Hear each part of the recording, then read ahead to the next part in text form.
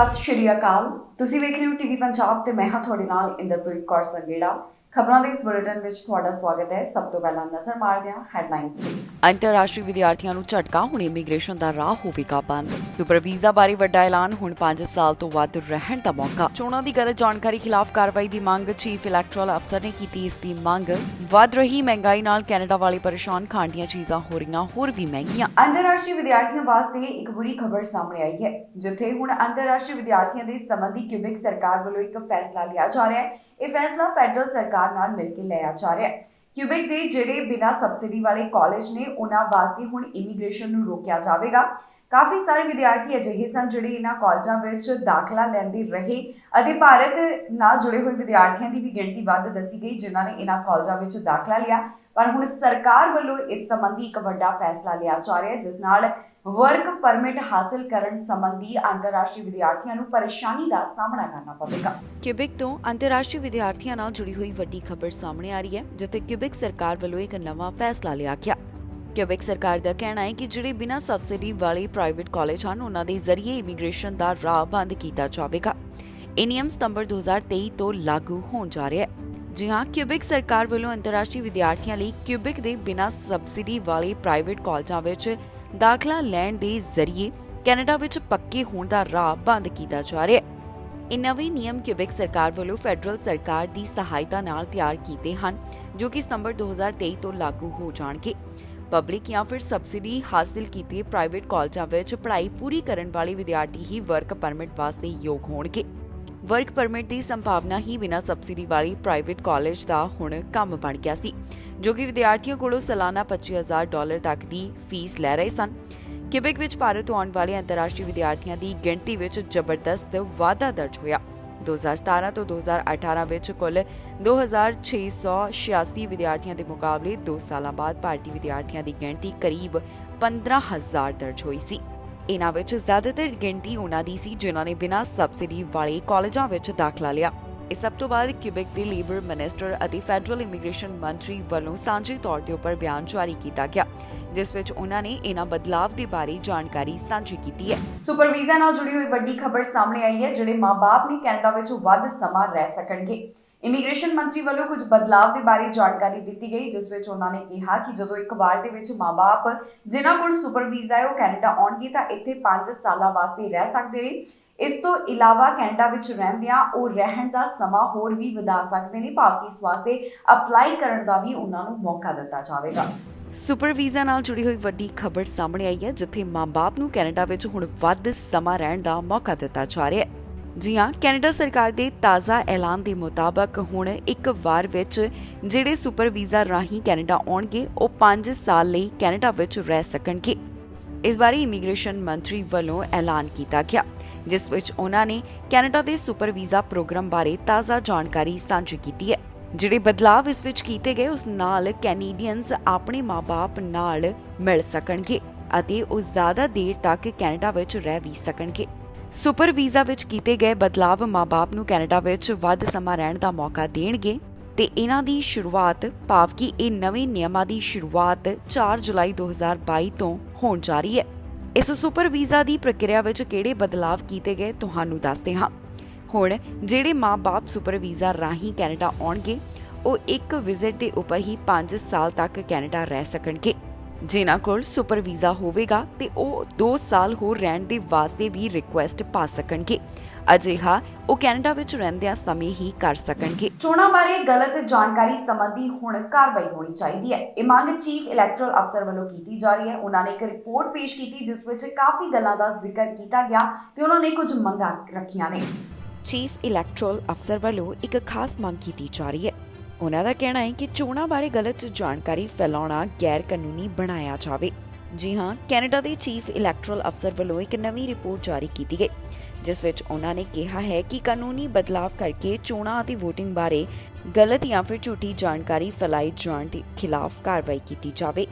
ਦੱਸਿਏ ਕਿ ਪਿਛਲੀਆਂ 2 ਚੋਣਾਂ ਸੰਬੰਧੀ ਤਿਆਰ ਰਿਪੋਰਟ ਵਿੱਚ ਦੇਸ਼ ਦੇ ਚੀਫ ਇਲੈਕਟੋਰਲ ਅਫਸਰ ਵੱਲੋਂ ਕੈਨੇਡਾ ਦੇ ਇਲੈਕਸ਼ਨ ਕਾਨੂੰਨ ਵਿੱਚ ਸੋਧ ਕਰਕੇ ਅਜਿਹੀਆਂ ਜਾਣਕਾਰੀ ਫੈਲਾਉਣ ਨੂੰ ਗੈਰ ਕਾਨੂੰਨੀ ਬਣਾਉਣ ਦੀ ਮੰਗ ਕੀਤੀ ਹੈ, ਜੋ ਚੋਣਾਂ ਵਿੱਚ ਪਰੇਸ਼ਾਨੀ ਪਾਉਂਦੀਆਂ ਹਨ ਜਾਂ ਫਿਰ ਚੋਣਾਂ ਦੇ ਜਾਇਜ਼ ਹੋਣ ਦੇ ਆਧਾਰ ਨੂੰ ਕਮਜ਼ੋਰ ਕਰਦੀਆਂ ਨੇ।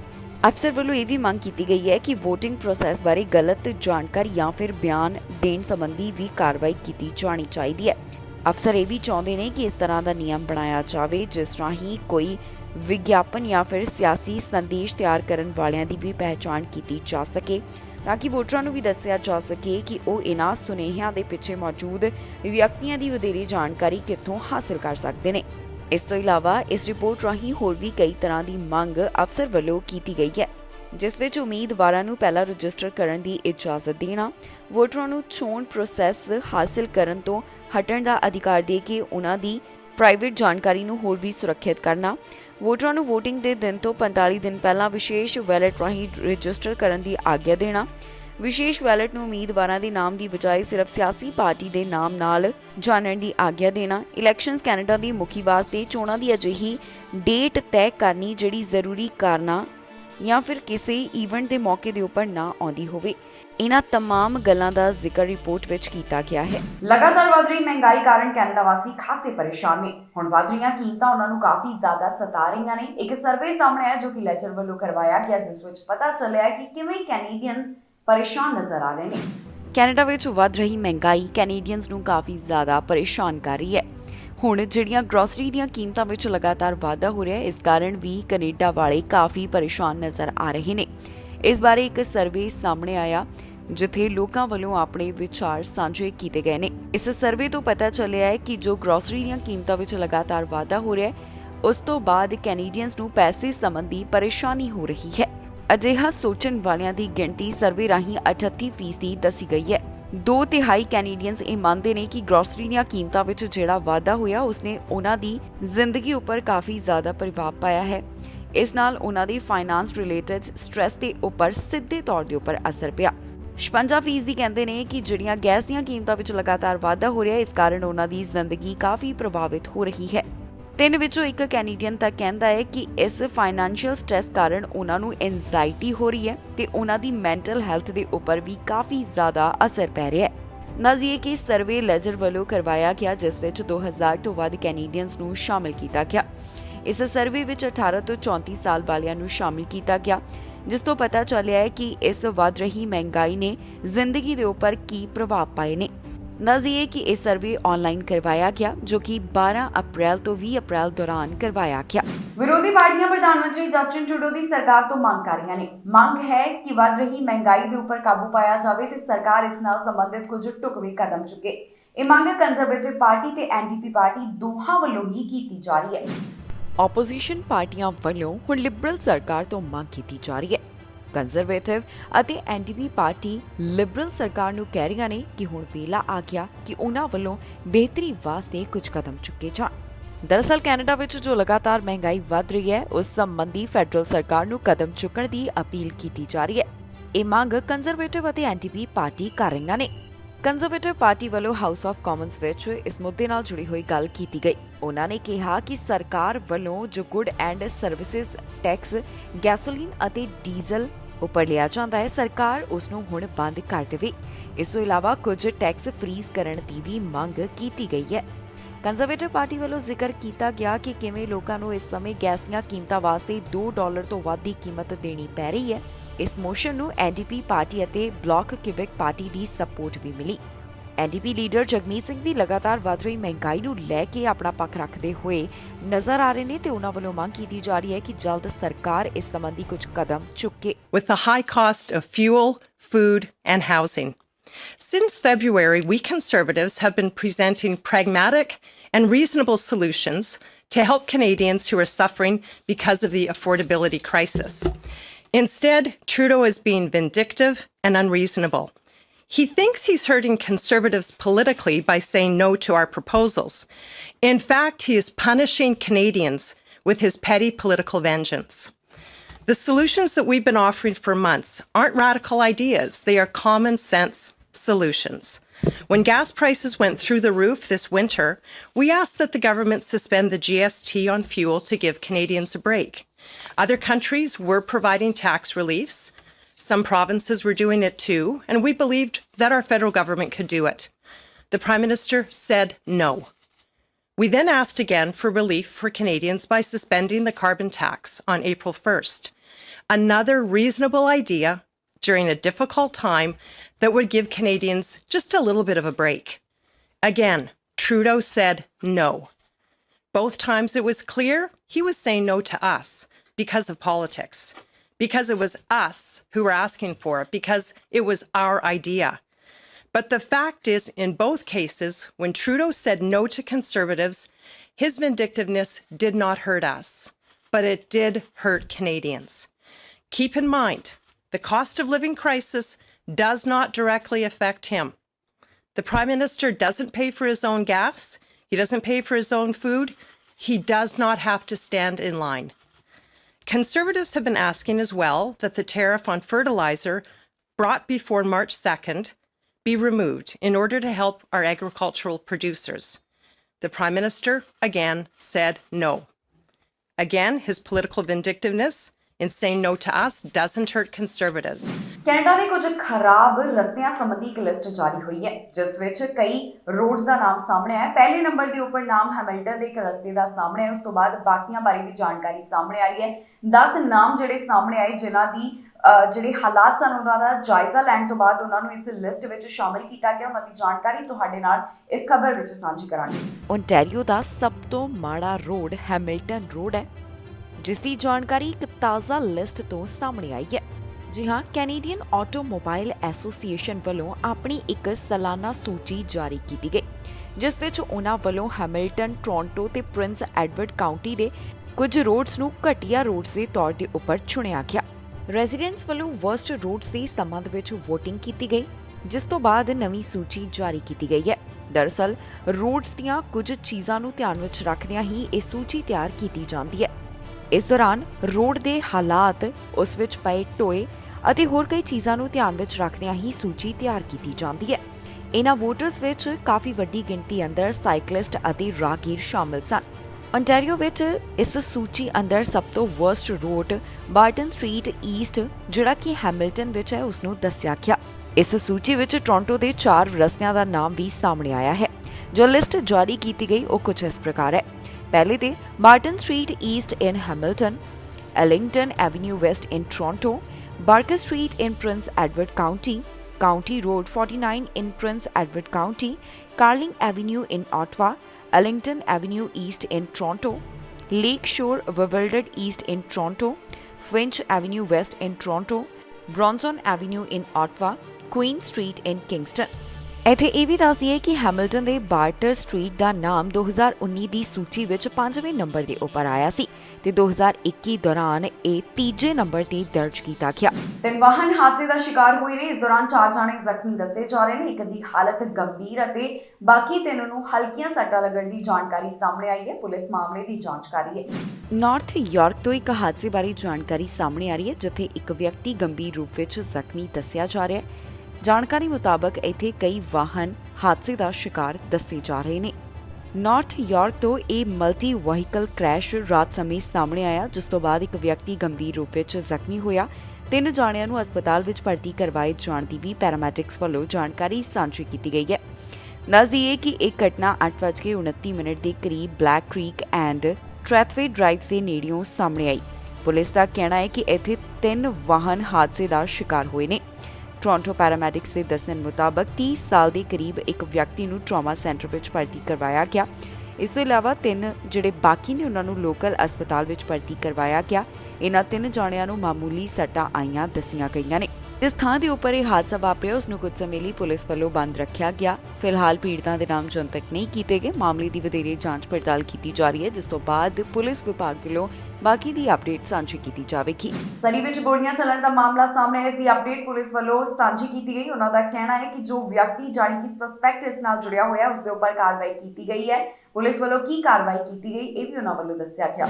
ਮਾਰਚ ਮਹੀਨੇ ਦੌਰਾਨ ਸਰੀ ਤੋਂ ਜਿਹੜਾ ਗੋਲੀਬਾਰੀ ਦਾ ਮਾਮਲਾ ਸਾਹਮਣੇ ਆਇਆ ਸੀ, ਉਸ ਸੰਬੰਧੀ ਸਰੀ RCMP ਵੱਲੋਂ ਕਾਰਵਾਈ ਕੀਤੀ ਗਈ ਹੈ। ਉਹਨਾਂ ਵੱਲੋਂ 20 ਸਾਲਾ ਇੱਕ ਨੌਜਵਾਨ ਨੂੰ ਚਾਰਜ ਕੀਤਾ ਹੈ।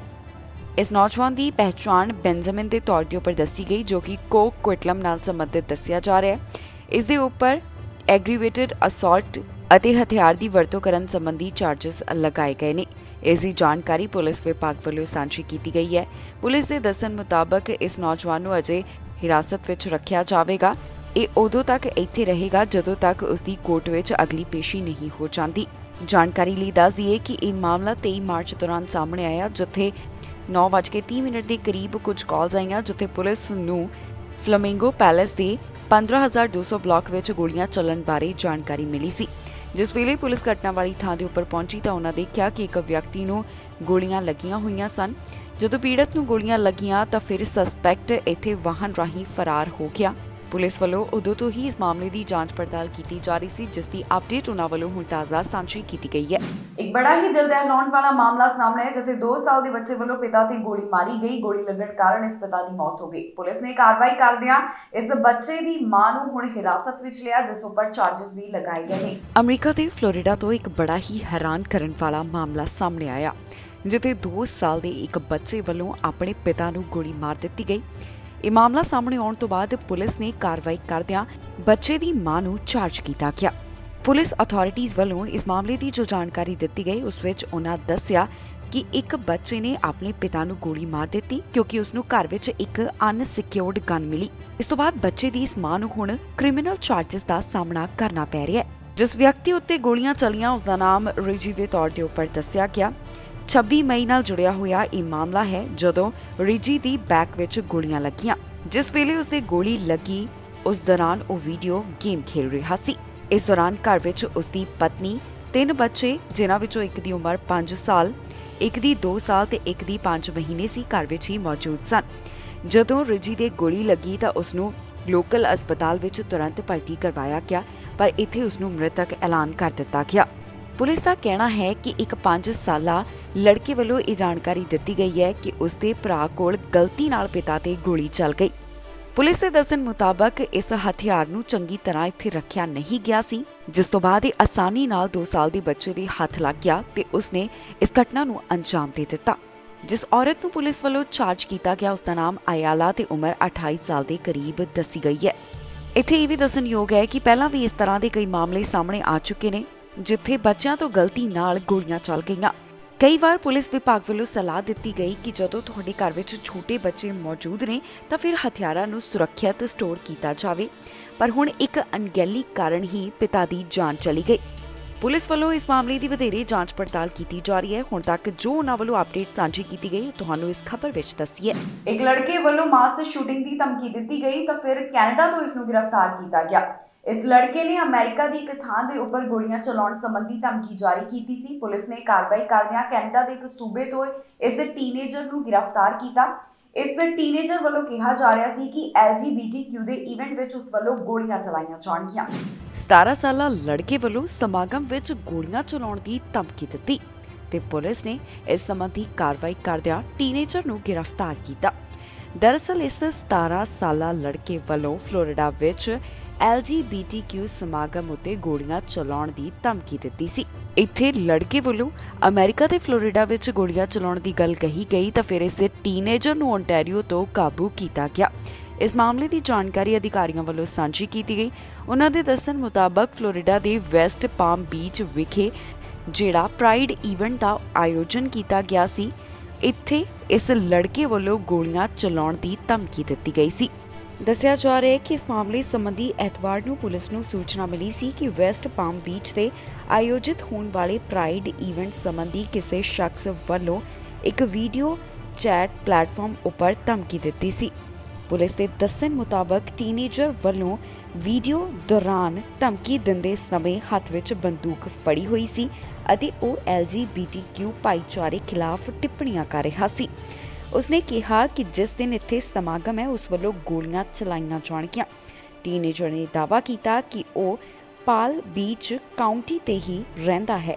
ਫਿਰ ਬਾਅਦ ਵਿੱਚ ਪੁਲਿਸ ਨੂੰ ਇਸ ਸੰਬੰਧੀ ਜਦੋਂ ਸੂਚਨਾ ਮਿਲੀ ਤਾਂ ਉਹਨਾਂ ਵੱਲੋਂ ਜਾਂਚ ਪੜਤਾਲ ਕਰ ਦਿੱਤੀ ਗਈ। ਧਮਕੀਆਂ ਤੋਂ ਬਾਅਦ ਸਮਾਗਮ ਦੌਰਾਨ ਇੱਥੇ ਜ਼ਿਆਦਾ ਪੁਲਿਸ ਵਾਲੇ ਮੌਜੂਦ ਰਹੇ ਕਿਉਂਕਿ ਜਿਸ ਲੜਕੇ ਵੱਲੋਂ ਧਮਕੀਆਂ ਦਿੱਤੀਆਂ ਗਈਆਂ ਉਹ ਟੀਨੇਜਰ ਸੀ। ਇਸ ਕਾਰਨ ਉਸ ਦੀ ਪਹਿਚਾਣ ਪੁਲਿਸ ਵਿਭਾਗ ਵੱਲੋਂ ਜਨਤਕ ਨਹੀਂ ਕੀਤੀ ਗਈ। New York police department, Toronto police services, peel regional police ਅਤੇ FBI ਵੱਲੋਂ ਸਾਂਝੇ ਤੌਰ ਤੇ ਉੱਪਰ ਇਸ ਮਾਮਲੇ ਦੀ ਤਫਤੀਸ਼ ਕੀਤੀ ਗਈ ਤੇ ਉਹਨਾਂ ਨੇ ਟੀਨੇਜਰ ਨੂੰ ਹਿਰਾਸਤ ਵਿੱਚ ਲਿਆ।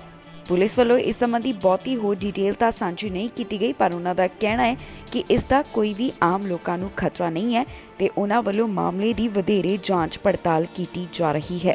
ontario ਸੂਬੇ ਵਿੱਚ ਜੋ ਮਾਸਕ ਲਾਜ਼ਮੀ ਦੀ ਨੀਤੀ ਹੈ ਉਹ ਹੁਣ ਖਤਮ ਹੋਣ ਜਾ ਰਹੀ ਹੈ। ਇਸ ਦੀ ਮਿਆਦ ਇਸ ਹਫ਼ਤੇ ਹੀ ਖਤਮ ਹੋ ਜਾਵੇਗੀ, ਜਿਸ ਬਾਰੇ ਹੁਣ ਤਾਜ਼ਾ ਜਾਣਕਾਰੀ ਸਾਹਮਣੇ ਦੱਸ ਦਈਏ ਕਿ ਕੁਝ ਥਾਵਾਂ ਦੇ ਉੱਪਰ ਅਜੇ ਵੀ ਮਾਸਕ ਪਾਉਣਾ ਜ਼ਰੂਰੀ ਸੀ, ਜੋ ਕਿ ਹੁਣ ਖਤਮ ਹੋਣ ਜਾ ਰਿਹਾ ਹੈ। ontario ਵਿੱਚ ਅਜੇ ਵੀ ਜਿਹੜੀਆਂ ਕਰੋਨਾ ਪਾਬੰਦੀਆਂ ਬਾਕੀ ਨੇ ਉਹਨਾਂ ਦੀ ਮਿਆਦ ਇਸ ਵੀਕਐਂਡ ਦੌਰਾਨ ਖਤਮ ਹੋਣ ਵਾਲੀ ਹੈ। ਦਰਅਸਲ ontario ਵਿੱਚ ਅਜੇ ਵੀ ਕੋਵਿਡ-19 ਮਾਸਕ ਮੈਂਡੇਟ ਜਾਰੀ ਹੈ, ਜੋ ਕਿ ਇਸ ਵੀਕਐਂਡ ਦੌਰਾਨ ਐਕਸਪਾਇਰ ਹੋ ਜਾਵੇਗਾ। ਇਸ ਸੂਬੇ ਵਿੱਚ ਇਹ ਪਾਬੰਦੀ ਕਰੋਨਾ ਪੈਂਡੈਮਿਕ ਦੀ ਸ਼ੁਰੂਆਤ ਤੋਂ ਹੀ ਲਗਾਈ ਗਈ। ਲਗਭਗ 2 ਸਾਲ ਦਾ ਸਮਾਂ ਹੋ ਚੁੱਕਿਆ ਹੈ ਜਦੋਂ ਤੋਂ ਇੱਥੇ ਮਾਸਕ ਪਾਉਣਾ ਲਾਜ਼ਮੀ ਹੈ। ਇਸ ਤੋਂ ਪਹਿਲਾਂ 21 ਮਾਰਚ ਨੂੰ ਮਾਸਕ ਲਾਜ਼ਮੀ ਸੰਬੰਧੀ ਐਲਾਨ ਕਰਦਿਆਂ ਕਿਹਾ ਗਿਆ ਕਿ ਕਾਫੀ ਥਾਵਾਂ ਦੇ ਉੱਪਰ ਮਾਸਕ ਪਾਉਣਾ ਜ਼ਰੂਰੀ ਨਹੀਂ ਹੈ, ਪਰ ਬਾਅਦ ਦੇ ਵਿੱਚ ਇਸ ਨੂੰ ਹਾਈ ਰਿਸਕ ਲੋਕੇਸ਼ਨ ਅਤੇ ਹੋਰ ਕਈ ਥਾਵਾਂ ਦੇ ਉੱਪਰ ਲਾਜ਼ਮੀ ਰੱਖਿਆ ਗਿਆ। ਇਹ ਐਲਾਨ ਕਰੋਨਾ ਵਾਇਰਸ ਦੇ ਨਵੇਂ ਵੇਰੀਐਂਟਸ ਨੂੰ ਧਿਆਨ ਵਿੱਚ ਰੱਖਦਿਆਂ ਕੀਤਾ ਗਿਆ ਸੀ। ਹੁਣ ਤਾਜ਼ਾ ਜਾਣਕਾਰੀ ਮੁਤਾਬਕ 11 ਜੂਨ ਨੂੰ ਇਸ ਦੀ ਮਿਆਦ ਖਤਮ ਹੋਣ ਵਾਲੀ ਹੈ। ਦੇਖਣਾ ਹੋਵੇਗਾ ਕਿ ਇਸ ਤੋਂ ਪਹਿਲਾਂ ਸੂਬਾ ਸਰਕਾਰ ਕੋਈ ਐਲਾਨ ਕਰਦੀ ਹੈ ਜਾਂ ਫਿਰ ਇਸ ਨੂੰ ਹੁਣ ਪੂਰੀ ਤਰ੍ਹਾਂ ਖਤਮ ਕਰ ਦਿੱਤਾ ਜਾਂਦਾ ਹੈ। ਜ਼ਿਕਰਯੋਗ ਹੈ ਕਿ ਕਰੋਨਾ ਪੈਂਡੈਮਿਕ ਦੀ ਸ਼ੁਰੂਆਤ ਤੋਂ ਲੈ ਕੇ ਵੱਖ-ਵੱਖ ਸੂਬਿਆਂ ਵੱਲੋਂ ਪਾਬੰਦੀਆਂ ਲਗਾ ਦਿੱਤੀਆਂ ਗਈਆਂ। ਬਾਅਦ ਦੇ ਵਿੱਚ ਹਾਲਾਤਾਂ ਵਿੱਚ ਸੁਧਾਰ ਹੁੰਦਾ ਦੇਖ ਇਹਨਾਂ ਸੂਬਿਆਂ ਵੱਲੋਂ ਪਾਬੰਦੀਆਂ ਖਤਮ ਕਰਨ ਬਾਰੇ ਜਾਣਕਾਰੀ ਦਿੱਤੀ ਗਈ, ਪਰ ਜਿਸ ਵੇਲੇ ਨਵਾਂ ਵੇਰੀਐਂਟ ਸਾਹਮਣੇ ਆਇਆ ਤਾਂ ਇੱਕ ਵਾਰ ਫਿਰ ਤੋਂ ਪਾਬੰਦੀਆਂ ਲਗਾ ਦਿੱਤੀਆਂ ਗਈਆਂ। ਬਾਕੀ ਪਾਬੰਦੀਆਂ ਵਿੱਚ ਰਾਹਤ ਦੇਣ ਤੋਂ ਬਾਅਦ ਵੀ ਕਈ ਥਾਵਾਂ ਦੇ ਉੱਪਰ ਮਾਸਕ ਪਾਉਣਾ ਲਾਜ਼ਮੀ ਰੱਖਿਆ ਗਿਆ ਤੇ ਹੁਣ ਇਹ ਜਾਣਕਾਰੀ ਸਾਹਮਣੇ ਆ ਰਹੀ ਹੈ ਕਿ ontario ਵਿੱਚ ਲਾਜ਼ਮੀ ਮਾਸਕ ਦੀ ਨੀਤੀ ਖਤਮ ਹੋਣ ਜਾ ਰਹੀ ਹੈ। ਇਸ ਖਬਰ ਵਿੱਚ ਜਾਣਕਾਰੀ ਤੁਹਾਡੇ ਨਾਲ ਸਾਂਝੀ ਕਰਾਂਗੇ ਕਿ ਕੈਨੇਡਾ ਦੇ ਕਿਹੜੇ ਹਿੱਸੇ ਤੋਂ ਕਿੰਨੇ ਕਰੋਨਾ ਵਾਇਰਸ ਦੇ ਮਾਮਲੇ ਸਾਹਮਣੇ ਆਏ। ਇਸ ਸਮੇਂ ਕੈਨੇਡਾ ਵਿੱਚ ਕਰੋਨਾ ਵਾਇਰਸ ਦੇ ਕੀ ਹਾਲਾਤ ਬਣੇ ਹੋਏ ਨੇ, ਤੁਹਾਨੂੰ ਦੱਸਾਂਗੇ ਇਸ ਖਬਰ ਵਿੱਚ। ontario ਦੇ ਹਸਪਤਾਲ ਵਿੱਚ 500 ਤੋਂ ਵੱਧ ਮਰੀਜ਼ਾਂ ਦੀ ਗਿਣਤੀ ਦੱਸੀ ਗਈ, ਜਿਨ੍ਹਾਂ ਦਾ ਕਰੋਨਾ ਵਾਇਰਸ ਕਾਰਨ ਇਲਾਜ ਚੱਲ ਰਿਹਾ ਹੈ। ਕੁਝ ਦਿਨ ਪਹਿਲਾਂ ਇਸ ਸੂਬੇ ਵਿੱਚ ਹਸਪਤਾਲ ਅੰਦਰ 1000 ਤੋਂ ਵੱਧ ਮਰੀਜ਼ਾਂ ਦਾ ਅੰਕੜਾ ਸਾਹਮਣੇ ਆਇਆ ਸੀ, ਪਰ ਹੁਣ ਇਹਨਾਂ ਹਾਲਾਤਾਂ ਵਿੱਚ ਸੁਧਾਰ ਹੁੰਦਾ ਹੋਇਆ ਦਿਖਾਈ ਦੇ ਰਿਹਾ ਹੈ। ਇੰਟੈਂਸਿਵ ਕੇਅਰ ਅਧੀਨ 114 ਦੀ ਗਿਣਤੀ ਦੱਸੀ ਜਾ ਰਹੀ ਹੈ। ਕਰੋਨਾ ਵਾਇਰਸ ਦੀ ਜਿਹੜੀ ਅਪਡੇਟ ਸਾਹਮਣੇ ਆਈ ਹੈ ਉਸ ਮੁਤਾਬਕ ontario ਸੂਬੇ ਤੋਂ 24 ਘੰਟੇ ਦੌਰਾਨ 500 ਤੋਂ ਵੱਧ ਮਾਮਲਿਆਂ ਦੀ ਪੁਸ਼ਟੀ ਹੋਈ ਅਤੇ 24 ਘੰਟੇ ਦੌਰਾਨ 537 ਮਾਮਲੇ ਰਿਕਾਰਡ ਕੀਤੇ ਗਏ। ਪ੍ਰੋਵਿੰਸ ਵਿੱਚ ਹੁਣ ਤੱਕ ਕੁੱਲ 13,08,605 ਮਾਮਲਿਆਂ ਦੀ ਪੁਸ਼ਟੀ ਹੋ ਚੁੱਕੀ ਹੈ। 24 ਘੰਟੇ ਦੌਰਾਨ 4 ਮੌਤਾਂ ਕਰੋਨਾ ਵਾਇਰਸ ਕਾਰਨ ਹੋਈਆਂ, ਜਿਸ ਤੋਂ ਬਾਅਦ ਹੁਣ ਤੱਕ ਦਾ ਮੌਤਾਂ ਦਾ ਅੰਕੜਾ 13,293 ਉੱਪਰ ਪਹੁੰਚ ਗਿਆ। ਰਿਕਵਰਡ ਕੇਸਿਸ ਦੀ ਗਿਣਤੀ 12,86,664 ਦੇ ਕਰੀਬ ਦੱਸੀ ਗਈ। 24 ਘੰਟਿਆਂ ਦੌਰਾਨ ਰਿਕਵਰਡ ਕੇਸਿਸ ਦੀ ਗਿਣਤੀ 769 ਦੇ ਕਰੀਬ ਸਾਹਮਣੇ ਆਈ ਹੈ।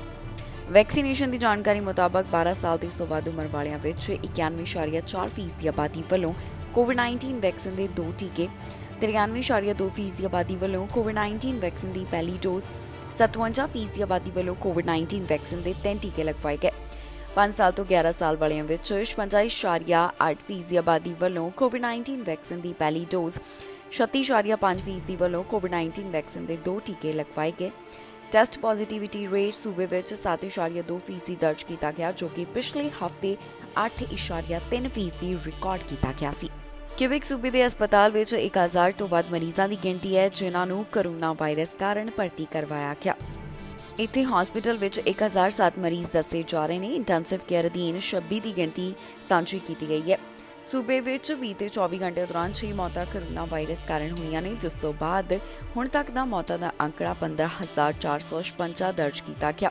ਪੈਂਡੈਮਿਕ ਦੀ ਸ਼ੁਰੂਆਤ ਤੋਂ ਲੈ ਕੇ ਹੁਣ ਤੱਕ ਇੱਥੇ 10 ਲੱਖ ਤੋਂ ਵੱਧ ਕੁੱਲ ਕਰੋਨਾ ਵਾਇਰਸ ਦੇ ਮਾਮਲੇ ਸਾਹਮਣੇ ਆ ਚੁੱਕੇ ਨੇ। ਵੈਕਸੀਨੇਸ਼ਨ ਦੀ ਜਾਣਕਾਰੀ ਮੁਤਾਬਕ ਜਿਨ੍ਹਾਂ ਦੀ ਉਮਰ 5 ਸਾਲ ਤੋਂ ਇਸ ਤੋਂ ਵੱਧ ਹੈ, ਉਹਨਾਂ ਵਿੱਚ 91% ਦੀ ਆਬਾਦੀ ਵੱਲੋਂ ਕੋਵਿਡ-19 ਵੈਕਸੀਨ ਦੀ ਪਹਿਲੀ ਡੋਜ਼, 55% ਦੀ ਆਬਾਦੀ ਵੱਲੋਂ ਕੋਵਿਡ-19 ਵੈਕਸੀਨ ਦੇ 3 ਟੀਕੇ ਤੇ 14% ਦੀ ਆਬਾਦੀ ਵੱਲੋਂ ਕੋਵਿਡ-19 ਵੈਕਸੀਨ ਦੇ 4 ਟੀਕੇ ਲਗਵਾਏ ਗਏ।